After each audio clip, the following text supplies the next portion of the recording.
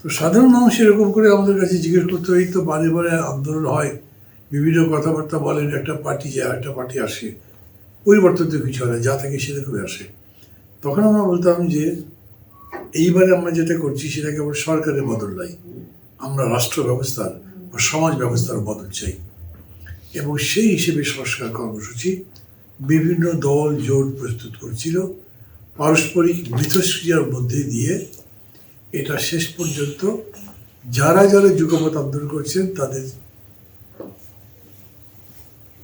তাদের যুগপৎ কর্মসূচি সংস্কার কর্মসূচি হিসেবে 31 দফা গৃহীত হয়। এটাই চলছিল। তারপরে এভাবেই হোক আমরা জানি ফ্যাসিবাদের পতন হলো। ফ্যাসিবাদের পতনের পরে যে পরিস্থিতিটা তৈরি হলো, অনেস্টি বললে রাজনৈতিক নেতৃবৃন্দের এই সম্পর্কে আগে থেকে কোনো স্পষ্ট ধারণা ছিল না।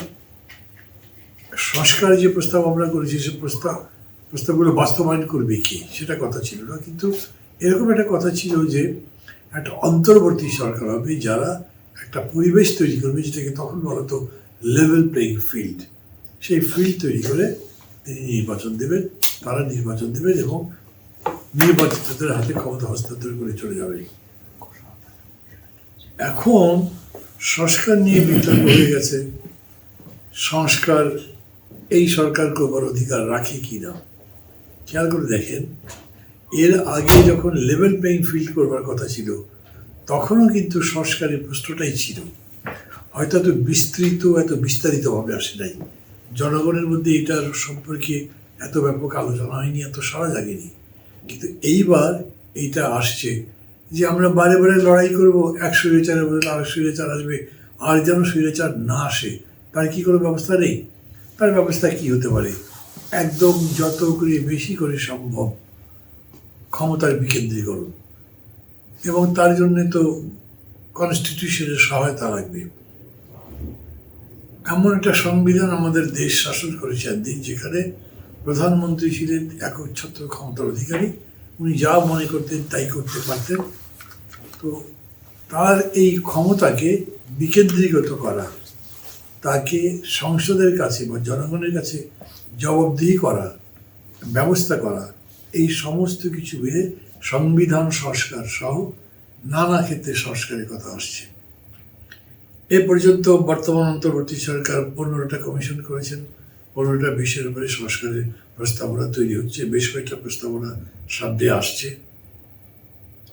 এখন বিতর্ক অবশ্য উঠছে যে কতদূর সংস্কার করব। তত্ত্বাবধায়ক সরকারের প্রধান ডক্টর ইউনূস বলেছেন, আমি কোনো সংস্কার চাপিয়ে দেব না, আমি চাই যে একটা জাতীয় ঐক্যমত্যের ভিত্তিতে সংস্কারটা হোক।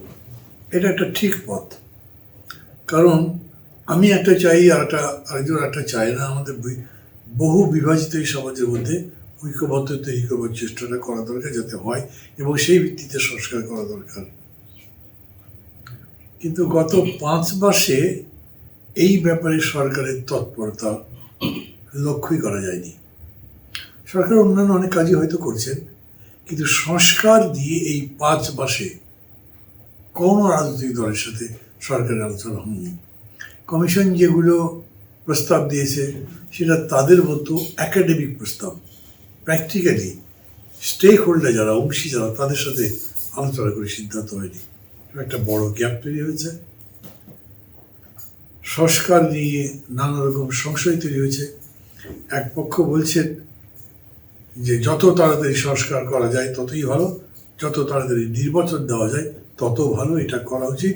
তা না হলে এই 5 মাসেই বহু ক্ষেত্রে সরকার ব্যর্থতার পরিচয় দিয়েছে, সফলতার পরিচয় দিতে পারেনি, প্রশাসনকে সাজিয়ে তুলতে পারেনি, নির্বাচনে যাওয়ার জন্য যে উপযুক্ত পুলিশ বাহিনী দরকার সেটাও গড়ে ওঠেনি। অতএব দায়িত্ব হচ্ছে তাদেরকে ন্যূনতম জায়গা ফিক্স করে এটা করা, কারণ এর মধ্যে অর্থনীতির অবস্থাও ভালো হয়নি, জিনিসপত্রের দাম বেড়েছে, মানুষের সহ্যের বাইরে চলে গেছে।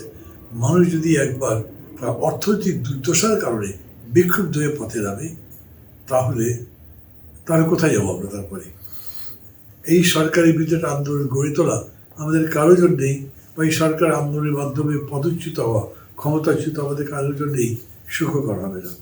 সেই বিবেচনা থেকে আবার একটা রেস্ট্রেইন্ট আছে। কেউ বলছেন সংস্কার চাই তড়িঘড়ি, তাড়াতাড়ি করে, যেটুকু প্রয়োজন ভোট দেন। কেউ বলছে পুরো সংস্কার করে তারপরে ভোট।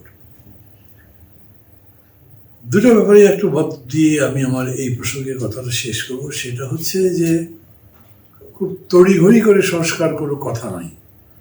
কথা হচ্ছে আমরা একটা ভালো নির্বাচন চাই, একটা মানসম্পন্ন গুণগত উৎকর্ষের নির্বাচন চাই, যেই নির্বাচনে জনগণের রায় প্রতিফলিত হবে, যে নির্বাচনের মধ্যে দিয়ে গঠিত সরকার পরবর্তী গণতন্ত্রের ধাপগুলো খুব মসৃণভাবে পার হতে পারবে। তো সেরকম ভালো একটা নির্বাচন করবার জন্য আমি বুঝি পুলিশকে যতদূর সম্ভব ঢেলে সাজানো উচিত, আমরা তত সাজানো উচিত, নির্বাচন কমিশনকে যতদূর নিচে ইফেক্টিভ করা যায় সেটা করা উচিত। এখন কারো মনে হতে পারে যে আরো অনেকগুলো বিষয় আছে এর মধ্যে, সেগুলো করতে হবে, কিন্তু প্রধান বিরোধিতার জায়গা এখানে হচ্ছে যে আমরা সংস্কার যে করতে যাচ্ছি, বিশেষ করে সংবিধান সংক্রান্ত, সেগুলো করবার ক্ষমতা রাখে কেবলমাত্র নির্বাচিত পার্লামেন্ট, এরা করতে পারে না। অতএব অনেকে বসে তার মানে কোনো সংস্কার ছাড়া নির্বাচন, এই বিতর্ক এখনো চলছে। এই বিতর্কের নিষ্পত্তি নিশ্চয়ই হবে, আমরা আশাবাদী হতে চাই, দেখা যাক।